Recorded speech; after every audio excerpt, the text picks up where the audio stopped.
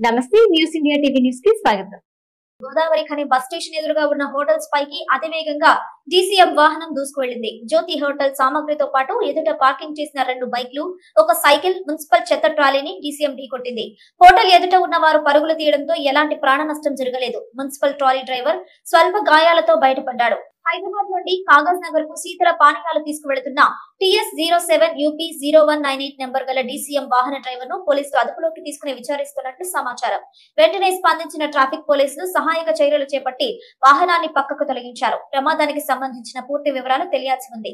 HRK highway సంస్థ సంవత్సరాలు గడుస్తున్నా సర్వీస్ రోడ్లను పూర్తి చేయక ఇనుము గ్రిల్స్ వేయకుండానే అసంపూర్తిగా వదిలేయడంతో నిద్రమత్తులో ఉన్న డ్రైవర్ల నిర్లక్ష్యంతో అతివేగంగా అదుపు తప్పి ప్రజల మీదకి, వ్యాపార దుకాణాల మీదకి దూసుకు వస్తున్న వాహనాలు అని స్థానిక ప్రజలు ఆరోపిస్తున్నారు.